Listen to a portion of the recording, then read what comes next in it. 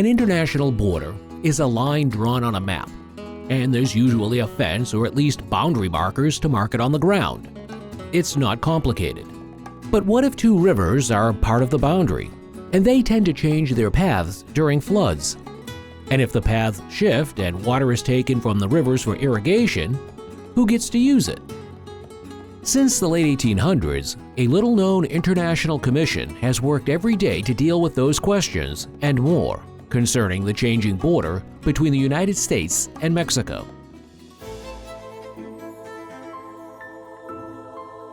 These videos are made possible by the generous contributions of viewers like you. If you share our passion for preserving the rich history of our United States government, please consider making a donation to support our channel. Enjoy the video. After the United States defeated Mexico in the Mexican War, the Treaty of Guadalupe Hidalgo in 1848 established that the U.S. border with Mexico would follow the Rio Grande from the Gulf of Mexico westward. Between the Rio Grande and the Pacific, the boundary passed through remote and rugged terrain and was largely unmarked. Then, in 1853, the United States bought land from Mexico in the Gadsden Purchase, which completed the territory of the lower 48 of the United States. The Gadsden Purchase was intended to acquire flat land suitable for an anticipated railroad line. It also created a permanent boundary across the Southwest. Generally, the U.S.-Mexico border from east to west follows the Rio Grande from the Gulf of Mexico to El Paso, Texas.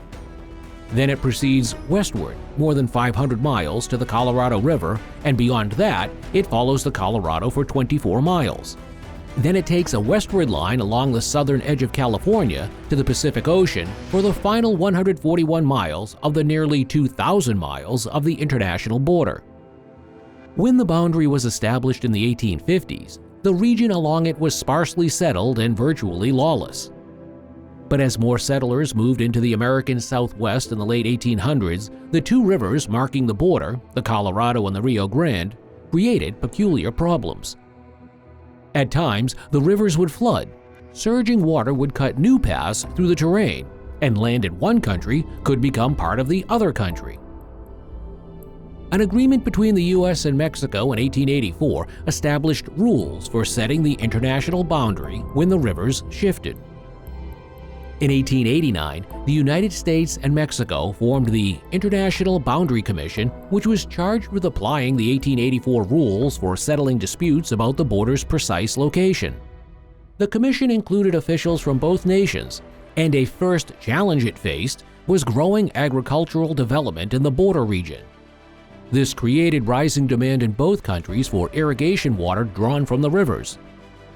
Then in the late 1890s, a private company proposed to build a dam on the Rio Grande in New Mexico to divert water to a few U.S. landowners.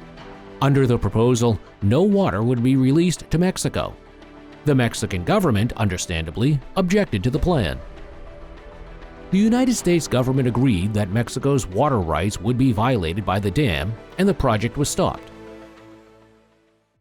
In 1903, the U.S. Reclamation Service revived the idea of building a massive dam on the Rio Grande in New Mexico. In a new treaty in 1906, the U.S. and Mexico agreed that Mexico would receive a large amount of the water diverted from the Rio Grande in New Mexico. The U.S. Reclamation Service, later renamed as the Bureau of Reclamation, completed the Elephant Butte Dam in New Mexico in 1916. When it was built, the 300-foot-high dam was the largest in the world. It also created the world's largest irrigation reservoir at the time. Newspaper reports noted that the reservoir could cover the state of Delaware to the depth of 2 feet, and it would irrigate 185,000 acres of farmland in New Mexico, Texas, and Mexico. The 1906 treaty worked well for decades and was updated in 1944 to allow water from the Colorado River to be used for irrigation in Mexico. The 1944 treaty also changed the name of the commission to the International Boundary and Water Commission. Since then, more dams have been built, and the IBWC has directed many additional cooperative water projects. The supervision of these activities required constant attention by the Commission. Members from both countries stayed in close touch and held regular meetings on each side of the border. Over the years since the founding of the IBWC in 1889, its dual obligation has always remained to preserve the Colorado River and the Rio Grande as international boundaries and to keep track of the ever-changing watercourses between the two nations. This video was brought to you by the Public Education Project, an independent nonprofit group dedicated to improving public knowledge of the government by sharing the rich history and exciting stories of the federal agencies that serve our nation.